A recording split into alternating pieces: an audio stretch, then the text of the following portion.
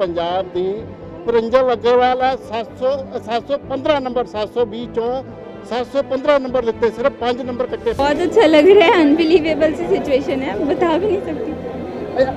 ये आपका first attempt है जी। अच्छा, आपने किस तरह की तैयारी की, किस तरह मतलब कि आप नीट की तैयारी कर रहे थे, क्योंकि +1 +2 भी कर रहे थे, बोर्ड के एग्ज़ाम थे और उसके साथ नीट की तैयारी कैसे कर रहे थे आप? मैंने नीट की तैयारी हेलिक्स इंस्टीट्यूट से की है, तो यहाँ पे जो हमारा 2 ईयर का रेगुलर कोर्स था उसमें मैं तैयारी कर रही थी। कोई सेपरेट तैयारी नहीं करनी पड़ी बोर्ड्स के लिए, वो हमारे नीट के साथ ही कवर हो गया।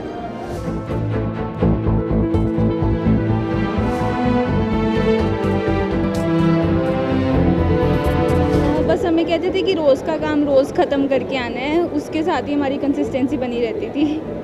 तो कितना टाइम आप स्टडी को देते थे? हमारा 9 आवर का शेड्यूल तो था, पर ऐसा नहीं है कि रोज़ उतने ही घंटे लगाने हैं, कम भी लगा देते थे, ज़्यादा भी था, डिपेंड करता था काम कितने हैं। अच्छा, बहुत से लोग स्टडी को एक बोझ मान लेते हैं, बोझ की तरह लेते हैं, उनको ये लगता है भी एक बोझ है। आप क्या मानते हो, स्टडी कैसी होनी चाहिए? जी नहीं, स्टडी बोझ नहीं है, स्टडी से ही लाइफ है। अगर आप टेंशन में आ जाते हैं, बहुत से बच्चे टेंशन में आ जाते हैं, ऐसा आपको क्या लगता है? नहीं, हमें स्ट्रेस नहीं लेना चाहिए, एजुकेशन ही हमारी लाइफ है। अगर आप कुछ बनना चाहते हो तो पढ़ना तो पड़ेगा ही। आप बस रोज़ का काम रोज़ करते रहो, आपको कोई स्ट्रेस आएगा ही नहीं। ये 2 साल के लिए तो मेन फोकस स्टडीज़ था, पर ऐसा नहीं है कि सारा दिन पढ़ते रहना है। बीच में अपने आप को ब्रेक ज़रूर देते थे, थोड़ा बाहर घूम आए, थोड़ा रिलैक्स कर लिया, ज़्यादा लगा तो सो जाते थे, पेंटिंग कर लेते थे, कुछ ना कुछ। नीट का रिजल्ट आ गया और 23 ਲੱਖ ਬੱਚਿਆਂ ਨੇ ਨੀਟ ਦਾ ਪੇਪਰ ਦਿੱਤਾ और लगभग 1 ਲੱਖ ਬੱਚੇ ਦੀ ਸਿਲੈਕਸ਼ਨ ਹੋਣੀ ਆ। 720 ਨੰਬਰ ਦਾ ਇਹ ਪੇਪਰ ਸੀਗਾ, ਪਰ ਪੰਜਾਬ ਦੀ परंजल अग्रवाल है जिन्हें चौथा रैंक मतलब ऑल इंडिया मतलब 23 ਲੱਖ ਬੱਚਿਆਂ ਚੋਂ चौथा रैंक ਜਿਹੜਾ हासिल किया पंजाब ਦੀ परंजल अग्रवाल है 715 नंबर 720 चों 715 नंबर लिते, सिर्फ 5 नंबर कट्टे। 5 नंबर का मतलब है सिर्फ एक क्वेश्चन उसका गलत होया। वो साडे नाल है, उन्हां नाल गलबात करते हैं। मैडम पहला तो बहुत बहुत मुबारकां, तुसी चौथा रैंक जिहड़ा है वो हासिल किया। Thank you sir. कैसा फीलिंग कैसी आ रही है जब रिजल्ट अनाउंस हुआ, तो कैसी फीलिंग क्या थी? बहुत अच्छा लग रहा था। आपको क्या पूरी उम्मीद थी भी हाँ यार यही रैंक रहेगा या कुछ आगे पीछे था? नहीं, मुझे इतना बिल्कुल भी एक्सपेक्टेड नहीं था, इतना अच्छा रैंक आ जाएगा। तो जब इन्होंने आंसर शीट जारी कर दी और तब आपने वो अपने जो क्वेश्चन पेपर था उसके साथ आपने मिलाया भी होगा, तब वो क्या था? तब मेरे इतने नंबर नहीं बन रहे थे, क्योंकि बाद में आंसर की थोड़ी चेंज हुई है। तो एक बार तो था कि ठीक ही आएंगे, लेकिन बाद में जब रिजल्ट आया वो अनएक्सपेक्टेड था। तो जब जो आपने आंसर की जो इन्होंने जारी की नीट वालों ने, और जब आपने मिलान किया था, वो क्या स्कोर आपका बन रहा था? उस टाइम मेरे 705 और 710 थोड़े फ्लक्चुएशन थी। तो 705-10 से मतलब 5 नंबर और बढ़ गए हैं, 15 हो गए हैं। मतलब इसका मतलब एक क्वेश्चन जो है आपका और ठीक हो गया। और आपकी जो एडमिशन है वो, क्योंकि एम्स दिल्ली वाला जो एम्स है वो एक हर एक बच्चे का सपना होता है भी हाँ यार मेरी सिलेक्शन जो है एम्स में ज़रूर हो जाए। अगर एम्स में नहीं है तो वो सेकंड नंबर पर सोचता है भी यार किसी सरकारी मेडिकल कॉलेज में हो जाए, और आपकी तो सीधा ही एम्स में हो रही है। तो अब क्या फीलिंग है? बहुत अच्छा लग रहा है, अनबिलीवेबल सी सिचुएशन है, बता भी नहीं सकती। ये आपका फर्स्ट अटेम्प्ट है? जी। अच्छा, आपने किस तरह की तैयारी की, किस तरह मतलब कि आप नीट की तैयारी कर रहे थे, क्योंकि +1 +2 भी कर रहे थे, बोर्ड के एग्ज़ाम थे, और उसके साथ नीट की तैयारी कैसे कर रहे थे आप? मैंने नीट की तैयारी हेलिक्स इंस्टीट्यूट से की है, तो यहाँ पे जो हमारा 2 ईयर का रेगुलर कोर्स था उसमें मैं तैयारी कर रही थी। कोई सेपरेट तैयारी नहीं करनी पड़ी बोर्ड्स के लिए, वो हमारे नीट के साथ ही कवर हो गया। अच्छा, मैं नीट के साथ बोर्ड के जो कहते एग्ज़ाम थे वो साथ में ही कवर्ड हो गए? जी। अच्छा, क्या रहा +2 का जो बोर्ड का रिजल्ट था आपका, वो कैसा रहा?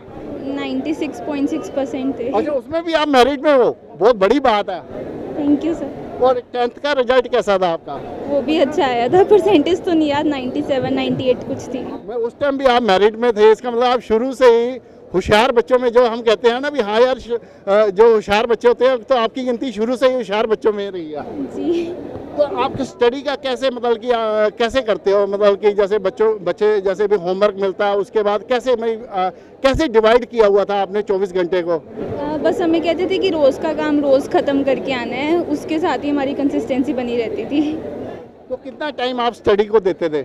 हमारा हमारा 9 आवर का शेड्यूल तो था, पर ऐसा नहीं है कि रोज़ उतने ही घंटे लगाने हैं, कम भी लगा देते थे, ज़्यादा भी था, डिपेंड करता था काम कितने हैं। अच्छा, बहुत से लोग स्टडी को एक बोझ मान लेते हैं, बोझ की तरह लेते हैं, उनको ये लगता है भी एक बोझ है। आप क्या मानते हो, स्टडी कैसी होनी चाहिए? जी नहीं, स्टडी बोझ नहीं है, स्टडी से ही लाइफ है। अगर आप भाई लाइफ टेंशन में आ जाते हैं, बहुत से बच्चे टेंशन में आ जाते हैं, ऐसा आपको क्या लगता है? नहीं, हमें स्ट्रेस नहीं लेना चाहिए, एजुकेशन नहीं हमारी लाइफ है। अगर आप कुछ बनना चाहते हो तो पढ़ना तो पड़ेगा ही।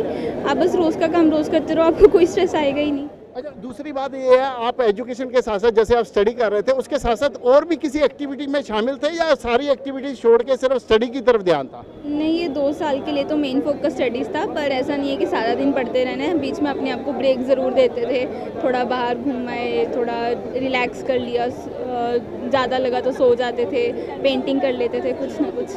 मैं जैसे कई बच्चे फिर मूवीज़ देखने चले गए या स्पोर्ट्स एक्टिविटी में भाग ले लिया या टीवी देख लिया या मोबाइल देख लिया, ये ऐसा कुछ चलता रहता था या ये सारी चीज़ें आपने बंद कर रखी थी? नहीं, टीवी, मोबाइल, मूवीज़ तो नहीं मैं देखती थी, पर जैसे बाहर घूम आए, थोड़ा सैर कर ली, ऐसा कुछ।